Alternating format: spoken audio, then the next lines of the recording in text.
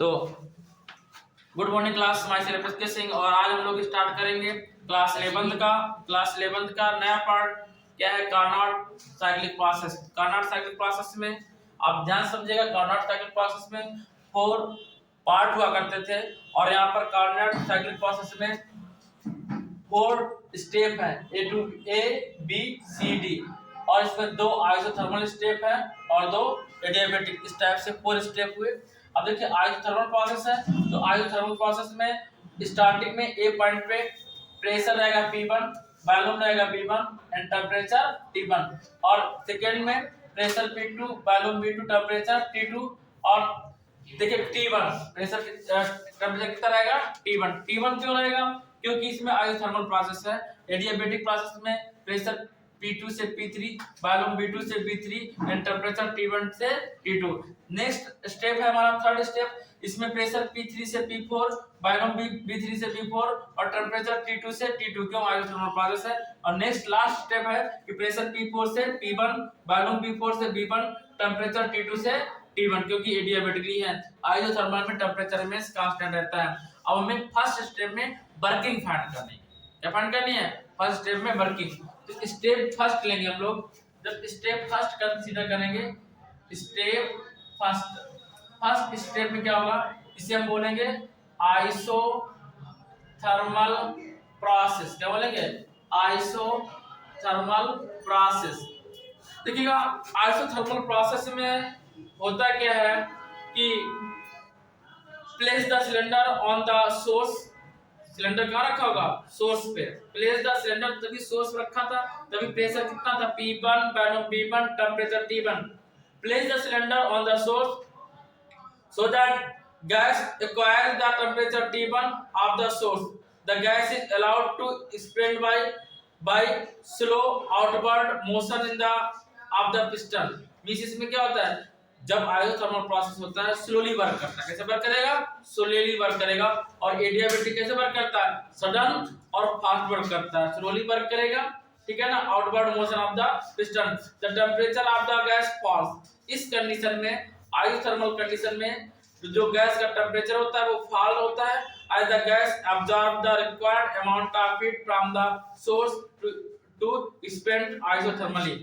तो देखिएगा if Q1 heat is absorbed from the source W1 पर। देखिएगा हम लोग हीट इंजन पढ़े, उसको नहीं भूलेंगे, क्योंकि हीट इंजन जो हम लोग पढ़े थे ये सोर्स था और सोर्स की हीट कितनी थी? Q1 थी। इसके बाद में वर्किंग सब्सटेंस था, वर्किंग सब्सटेंस वर्क कितना था? W था। और लास्ट हमारा था क्या? सिंक था। और सिंक का जो हीट थी सिंक की वो कितनी थी? Q2 थी। सोर्स की हीट Q1, वर्क W, और सिंक हीट कितनी होगी? Q2 होगी। सिंक हीट कितनी होगी? Q2 होगी। तो जो इस इंजन ने सोर्स के लिए ऑब्जर्व किया था हीट, उसके लिए उसमें pressure P1, volume V1 and temperature T2। और आफ्टर अब्जॉर्बिंग हीट इस सेकेंड पिस्टन में ही जब पिस्टन क्या करेगा? फ्रिक्शन करेगा, ठीक है ना, यानी कि क्रिकिंग करेगा, तो प्रेशर P1 से P2, वॉल्यूम V1 से V2 और टेम्परेचर रिमेंस कांस्टेंट रहेगा। तो जब हम लोग वर्क फाइंड करते हैं, क्या फाइंड करते हैं? वर्क इन फर्स्ट स्टेप ऐसे लिखेंगे, work in isothermal process.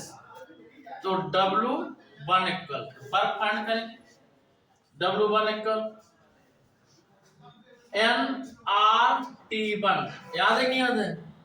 nRT1 isothermal में log V2/V1। ये हम आपको प्रूव करवा चुके हैं। आइसोथर्मल में वर्क का फार्मूला क्या होता है? W nRT log V2/V1। ये हम लोग फाइंड कर चुके हैं। तो हमने डायरेक्ट लिख दिया कि आइसोथर्मल प्रोसेस में वर्क हमारे पास ये होगा, ठीक है ना। तो नोट करिएगा, थोड़ा लिखवा दें क्या? लिखिएगा इसमें जो हमारा सेकेंड स्टेप है वो एडियाबैटिक प्रोसेस, और एडियाबैटिक प्रोसेस कहाँ से? B2 to C। लिखेंगे in adiabatic process, in adiabatic process gas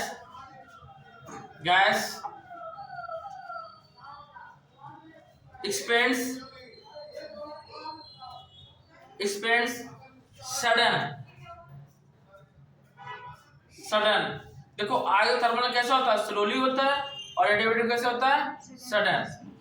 जैसे देखिएगा, यदि गाड़ी का टायर बस्ट हो जाए, फट जाए, तो क्या रहता है, एडियाबेटिक प्रोसेस, ठीक है ना। और गाड़ी का टायर पंचर हो जाए तो स्लोली एयर पास होगी, तो कहलाता है आइसोथर्मली। क्या कहलाएगा, आइसोथर्मली। तो वर्क लिखिए, work between adiabatic process, work between adiabatic process W we के लिए pressure P2, volume V2, temperature T1, and WC, W suffix में C, V3 T2, then W equal W2 equal. और आप लोगों ने एडियाबेटिक प्रोसेस के through जो work find किया था, तो फार्मूला क्या लिखा था, बोलिए, NR क्या लिया था, याद होना चाहिए आपको, NR और T2 minus T1 upon 1 minus gamma. याद है, T2 minus T1 upon 1 minus gamma, ठीक है ना। आप ध्यान दीजिएगा कैसे, यहाँ पे हम लोग फाइंड किए थे एडियाबेटिक प्रोसेस में वर्क, तो हम लोग फाइंड किए थे W is equal to NR और P2 V2 minus T1 V1 upon 1 minus gamma. याद है कि नहीं याद है।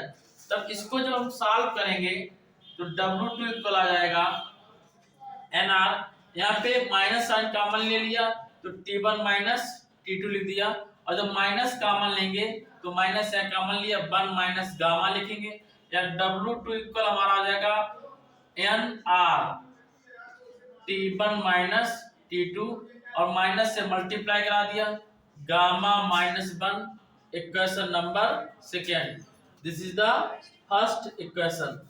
अब हम लोग बात करेंगे स्टेप थर्ड की। Step third again isothermal process है, तो स्टेप नंबर थर्ड, और ये क्या है, आइसोथर्मल प्रोसेस है। आइसोथर्मल प्रोसेस, आइसोथर्मल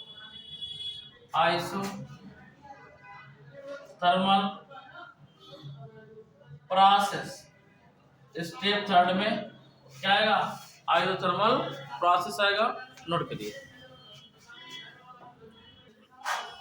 लिखिएगा at step third isothermal process. अच्छा, at step third isothermal process, देखिए in this process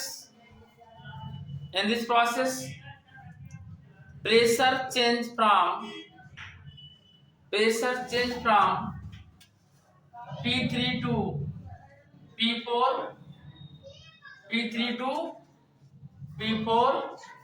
volume change B3 to B4, but temperature remains constant T2 से T2।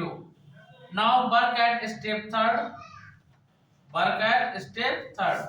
आप ध्यान दीजिएगा, वर्क के लिए फॉर्मूला क्या है इसमें, NRT था तो T की जगह लिख देंगे T2। अब जैसे इसमें क्या था, B2 माइनस B1, क्या किया था, B2 माइनस B1 log, तो B4 अपान क्या लिखेंगे, V3। This is the equation number third. Now last step है step number four, adiabatic process, adiabatic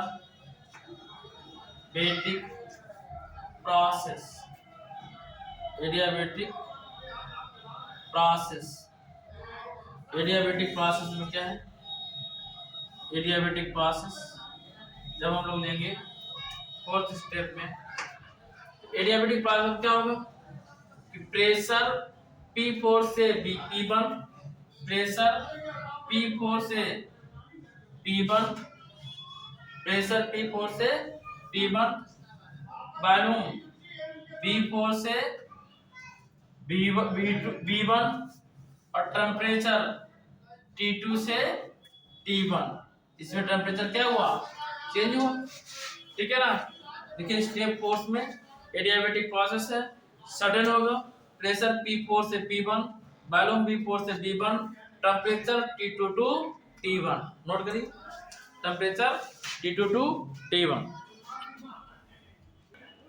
देखिए ध्यान दीजिएगा, स्टेप 4 में यदि हम वर्क फाइंड करेंगे तो W4 आएगा, कितना आएगा W4, और W4 एडियाबेटिक ही है, जैसा एडियाबेटिकली है तो देखिएगा W2 वाला W4 आएगा। W2 वाले फॉर्मूला क्या, ध्यान दीजिए इधर, NR T1 minus T2 upon gamma minus 1, तो इसमें क्या लिखेंगे NR upon gamma minus 1, NR upon gamma minus 1। और यहाँ देखिएगा इसमें एडियाबेटिक लिया था T1 माइनस T2, क्या लिखा था T1 माइनस T2, यहाँ T2 माइनस T1, कैसे देखो T2 माइनस T1, यहाँ T1 माइनस T2 था, अब T1 माइनस T2 तब लिखा क्या था, देखो गामा माइनस 1, क्या लिखा था गामा माइनस 1, यहाँ भी गामा माइनस 1 लिखेंगे और क्या लिखेंगे T2 माइनस T1, क्या पता करेंगे T2 minus T1, T2 minus T1, this is the equation number 4, कौन सी इक्वेशन, फोर्थ इक्वेशन। अब हमें टोटल वर्क फाइंड करना है इन कार्नोट साइक्लिक प्रोसेस में।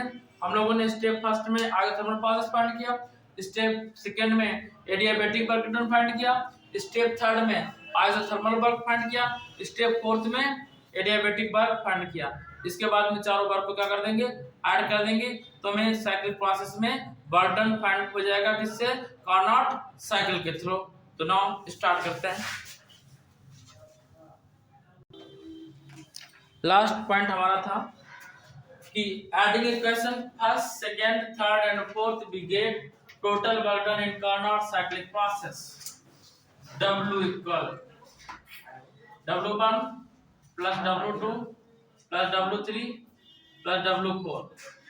W1 की वैल्यू है NR T1 log B2 upon B1 plus W2 की वैल्यू है NR T1 minus T2 gamma minus 1 plus W3 की वैल्यू है NR T2 log V4 to V3 plus W4 की value है NR gamma minus 1 T2 minus T1 T2 minus T1। ये हमारा total work done आया। तो जब इसको सॉल्व करेंगे, थोड़ा सा और सॉल्व कर देंगे, और this cyclic process, Carnot cyclic process हमारा फिनिश होगा। ये मोस्ट इम्पॉर्टेंट है, ये बीएससी फर्स्ट ईयर में और एमएससी थर्ड सेमेस्टर में थर्मोडायनामिक्स आएगा आपके पास में। NR T1 log B4 to B1 plus NR T1 minus T2 upon gamma minus 1 plus NR T2 log B4 by B3। अब यहाँ ध्यान दीजिएगा, ये इसमें माइनस कॉमन ले लेंगे तो T1 माइनस T2 जाएगा, माइनस कॉमन लिया NR अपॉन गामा माइनस 1 और T1 माइनस T2। ध्यान दो बच्चा, इससे माइनस कॉमन ले लिया तो T1 हो गया प्लस का और T2 किसका हो जाएगा, माइनस का, और ये प्लस का और ये माइनस का कैंसिल हो जाएगा, कैंसिल आउट हुआ। तो टोटल वर्क हुआ साइक्लिक प्रोसेस में NR T1 log B4 upon B1 plus NR T2 log B4 by B3। अब इसमें बात समझिएगा, ये कार्नोट ने क्या फाइंड किया है, इसे हम लोग क्यों पढ़ते हैं, देखिएगा समझिएगा। एक कार्नोट साइंटिस्ट थे, इन्होंने ये एक्सप्लेन करना चाहा, ये बताना चाहा कि जो टोटल हीट है इसको हम कन्वर्ट कर सकते हैं किसमें, वर्किंग सब्सटेंस में। देखिए हम लोगों ने 4 प्रोसेस फाइंड किए और एडियाबेटिक प्रोसेस में क्या हो गया, 0 हो गया। एडियाबेटिक प्रोसेस 0 क्यों हो गया? एडियाबेटिक प्रोसेस 0 इसलिए हुआ, इनकी हाइपोथेसिस थी, इनको थिंक करना था कि इन्होंने जो हीट प्रोवाइड कराई इंजन को, वो हीट लॉस नहीं हुई, वो टोटल की टोटल हीट किस में कन्वर्ट हो गई, वर्क में कन्वर्ट हो गई। और ये कब कन्वर्ट हो सकती है? जब जो इसकी वाल्स होती है वो एडियाबेटिकली हो। कैसी हो? एडियाबेटिकली हो, यानी कि लॉस ऑफ हीट वो क्या हो जाए, 0 हो जाए। जब लॉस ऑफ हीट 0 होगा तब ये कार्नोट हीट इंजन वर्क करेगा। ऐसा कोई प्रैक्टिकली इंजन नहीं है अभी तक, ठीक है। इंडक्शन जो चूल्हा है वो अप्रॉक्स 80 से 82% इस पे वर्क करता है। अदर कोई ऐसा सिस्टम नहीं है जो टोटल हीट कन्वर्ट करके किसमें, वर्क में। तो ये हम लोगों ने फाइंड आउट के रिजल्ट, इसमें nRT1 log V4 to V1 plus nRT2 log V4 by V3। ये हाइपोथेटिकल है, थिंक है, थ्योरेटिकल है, not for practical. This is the discover by Carnot heat engine. तो बच्चा आज के लिए इतना ही। यदि आपको वीडियो समझ में आया तो इसे लाइक सब्सक्राइब करना बिल्कुल ना भूलिएगा। मिलते हैं नेक्स्ट वीडियो के साथ, तब तक के लिए जय हिंद।